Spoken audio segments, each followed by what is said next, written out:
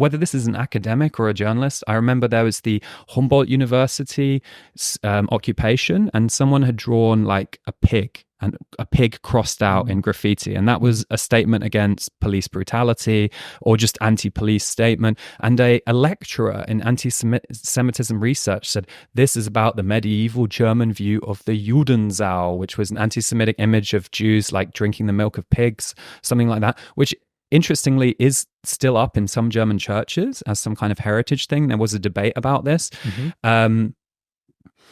And in like, she didn't understand the very basic political symbolism of a pig meaning like a police officer. Yeah, in Spanish we call them puercos. Yeah.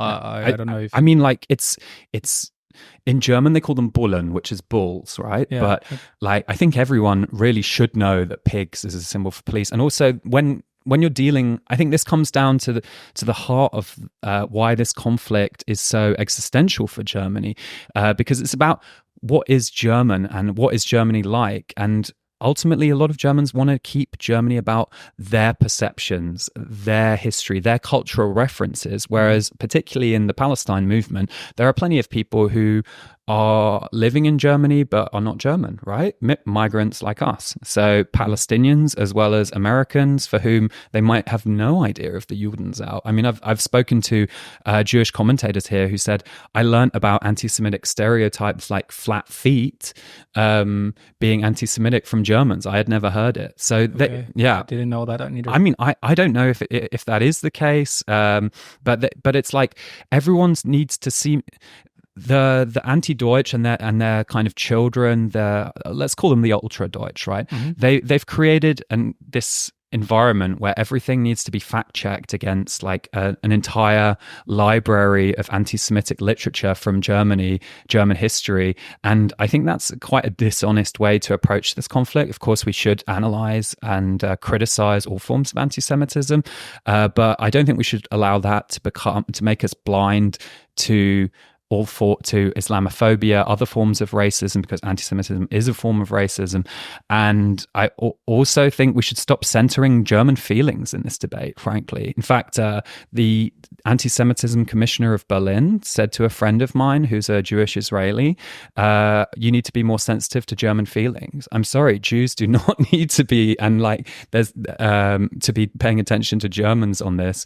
And also I think there's a certain kind of perverseness that comes from perpetrating a genocide and then saying you need to be sensitive to us afterwards. I mean, of course, like every individual deserves sympathy, but if you're using like your status as part of the nation that perpetrated it to ask for sympathy, I think that's frankly a bit weird and sad. Very strange. Although, yeah, I mean, it might be hard to understand because for us, because I mean, if you grew up in a generation where you have been told your whole life the horrible things that your grandparents did, and as a nation, I cannot imagine how it is, because at least from our side, Mexico, we don't carry any historical guilt, right? Not. We were conquered. We were conquered, so we don't understand this feeling of having guilt for any country. I don't know if, for example, you as a Brit,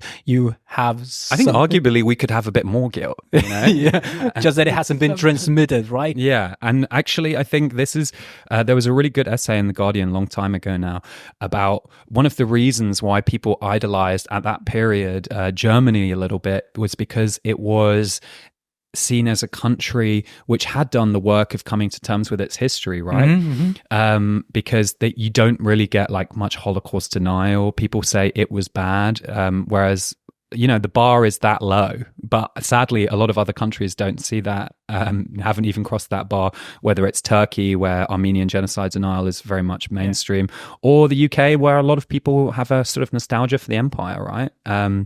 But I think it's also worth noting that Germany lost, and this was kind of imposed on them, whether it was by the Soviets in the East or the West. And I think we could ask ourselves, rather than this kind of post-1980s memory culture, the real is having Holocaust education in schools enough when so many of the perpetrators of the Holocaust got away with it in West Germany, and so many of the and they did that through collaboration with state structures which were filled with ex-Nazis who just completely got away with it. So, well done for being above the tiny bar, but like, let's look at how people got away with committing this crime rather than just saying we were all guilty, because maybe they were. I don't know how I feel about this idea that everyone's guilty, but there were definitely some people who are more guilty than others. Out of the top 10 richest families in Germany, 4 of them made their wealth in the Nazi period, right? And that's not most of them were car manufacturers, but also worked to provide stuff for the Wehrmacht, the army.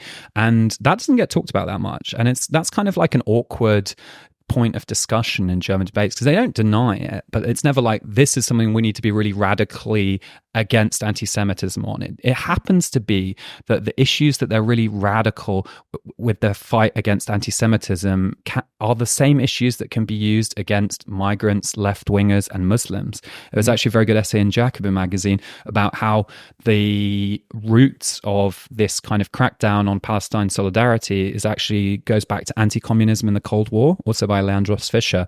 And the SPD, among others, kind of implemented this idea of a wehrhafte Demokratie, a defensive democracy, which doesn't have the normal rules of freedom of speech, because Germany saw what Weimar liberalism leads to. So they need to be really strict on cracking down on threats to the Republic.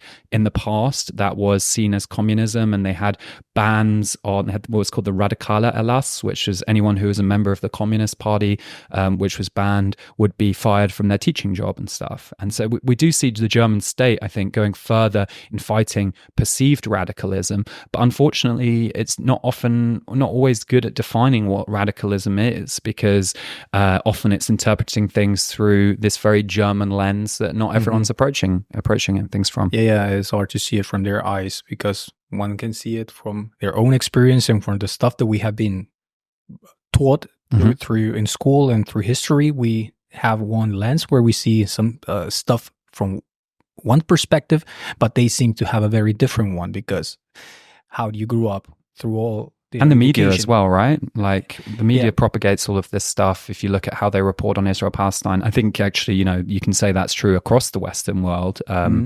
Often it's, I think the famous example is often it's Israeli is killed, Palestinian dies, and they don't say who did it. It's this quite subtle stuff, but then also the bigger picture stuff. I mean, there's this horrible video going around of rape of a Palestinian prisoner and I don't think any mainstream news organizations in Germany or anywhere else has picked up on that, even though you can see there was one article that said some Israel soldiers misbehaved with the Palestinian prisoners. So they use the word just misbehaved. Mishandled, yeah, genau. So they kind of watered down what was happening. And of course, there have been they don't do the same thing when it comes to the October 7th massacre by Hamas. So I actually saw earlier today the Tagesschau, or ARD, the kind of parent company of a lot of German broadcasters, said, we use newsy language, informative, we don't use emotive language. And one of the examples of words they used was brutal.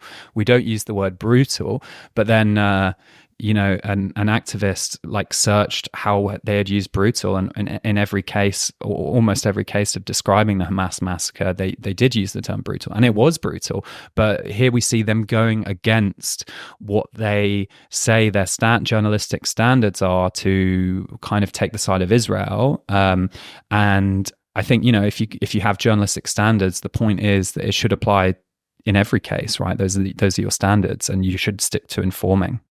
Yeah.